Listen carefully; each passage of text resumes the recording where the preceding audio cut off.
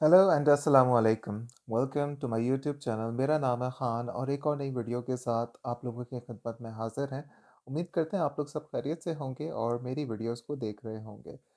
तो आज का बहुत ज़्यादा अहम टॉपिक, आज का टॉपिक का कैप्शन जैसे कि आप लोगों ने देख लिया होगा कि फैमिली के लिए पुर्तगाल आना ठीक है या नहीं। आज हम उस बारे में आपको बताएंगे और फैमिली के साथ आना चाहिए या विदाउट फैमिली आना चाहिए। तो आज कुछ पॉइंट्स मैं आपके सामने रखूँगा कि जिस पे आप लोगों को जो है वो वाज़े एक क्लैरिटी आ जाएगी कि आप लोगों ने पुर्तगाल मूव होना है या नहीं। तो वीडियो के आगाज़ से पहले आप लोगों से गुज़ारिश है कि अगर आपको वीडियो अच्छी लगे तो लाइक और शेयर ज़रूर कर दीजिएगा और सब्सक्राइब करना ना भूलिएगा। और अपने जितने भी क्वेश्चंस हैं या कोई क्यूरीज़ हैं तो वो आप मेरे कमेंट बॉक्स में पूछ सकते हैं, मैं वहाँ पे आपको बिल्कुल जवाब दूँगा। तो करते हैं वीडियो का आगाज़। फैमिली के साथ आना चाहिए या विदाउट फैमिली आना चाहिए? भई यहाँ पे सबसे पहले तो मैं आपको जो है वो खर्चे बता देता हूँ, खर्चे हैं क्या? फिर उसके बाद आप जो है वो खुद ही जो है वो एस्टिमेट लगा सकते हैं कि फैमिली के साथ आना बेहतर है या विदाउट फैमिली। सबसे पहले तो आपको मैं बता दूँ कि यहाँ पे अकोमोडेशन अगर आप लिस्बन, पोर्तो या फिर किसी और दूसरे सिटी यानी कि फ़ारो में अगर आप जाते हैं, ख़ास तौर पे ज़्यादातर लोग लिस्बन आना प्रेफ़र करते हैं। तो प्रेफ़र अगर आप लिस्बन करते हैं या पोर्तो करते हैं, वहाँ पे मिनिमम जो है वो सेपरेट रूम अगर आप लेते हैं तो 400 से 500 यूरो तक में मिल जाता है आपको। अब सेपरेट रूम में आप अपनी यानी कि शेयर्ड अपार्टमेंट होता है। फॉर एग्ज़ाम्पल T2 है, T3 यानी कि 3 बेडरूम्स अपार्टमेंट है या 2 बेडरूम्स अपार्टमेंट है, तो उसमें ये होता है कि एक-एक कमरा शेयर्ड होता है। तो एक कमरे का रेंट जो कि आप अपनी फैमिली के साथ रहें या अकेले रहें, उसका मिनिमम रेंट 400 बिटवीन 400 टू 500 होता है। इसी के बरक्स अगर हम बात करते हैं कि आप जो है वो शेयर्ड स्पेस ले लें यानी कि शेयर्ड रूम ले लें फॉर एग्ज़ाम्पल कि आप एक रूम में 3 लोग रह रहे हैं या फिर 4 लोग रह रहे हैं या 2 हैं, तो मिनिमम उसकी जो कॉस्ट है वो है 150 यूरो से लेके और इंक्लूडिंग बिल 200 यूरो से लेके और इसकी कॉस्ट जाती है तकरीबन 250 यूरो तक।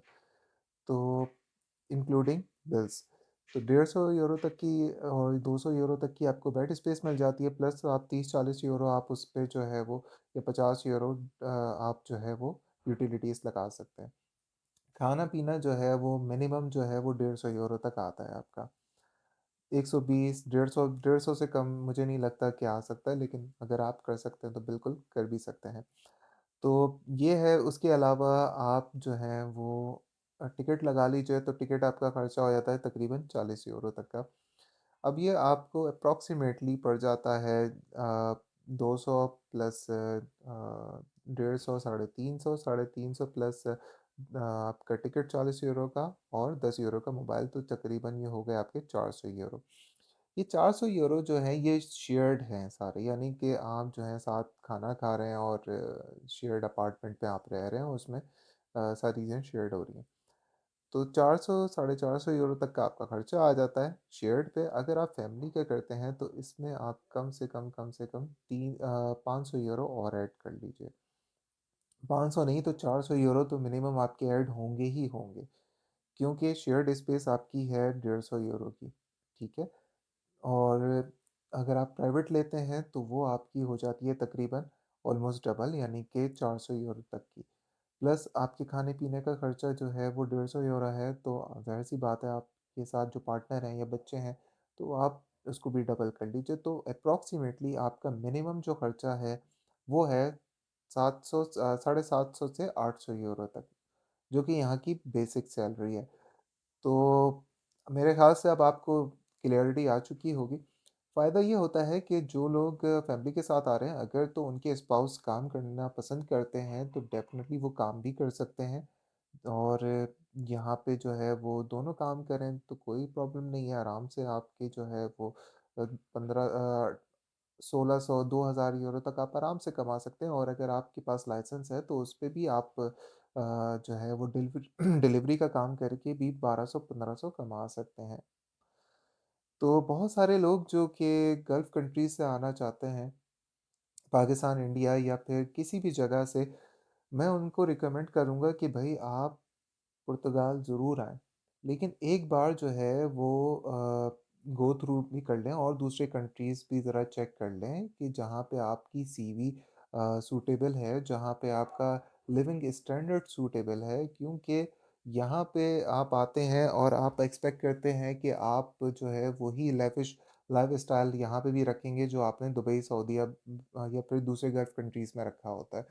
तो यहाँ पे ऐसा बिल्कुल भी नहीं है, यहाँ पे शुरू-शुरू में तो शायद आपको हैंड टू माउथ होना पड़ जाए और हो ऐसा होता भी है कभी-कभी लोग जॉब का इंतज़ार करते हैं, तो जॉब के इंतज़ार में भी काफ़ी टाइम लग सकता है। इसी के बरक्स अगर आप जर्मनी या फिर नीदरलैंड वगैरह ट्राई करें, उधर भी जॉब्स हैं, उधर भी काफ़ी अच्छे लोग पे अर्निंग कर रहे हैं।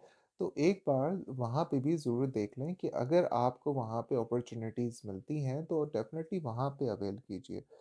और रही बात पुर्तगाल के पेपर देने के हवाले से, तो पुर्तगाल अब से पेपर नहीं दे रहा। पुर्तगाल तकरीबन 2012 से और उससे पहले से पेपर्स दे रहा है। अभी अचानक से जो है वो गल्फ़ कंट्रीज़ के लोगों को जो है वो यहाँ पे आने का शायद भूत सवार हो गया, तो बिल्कुल आइए।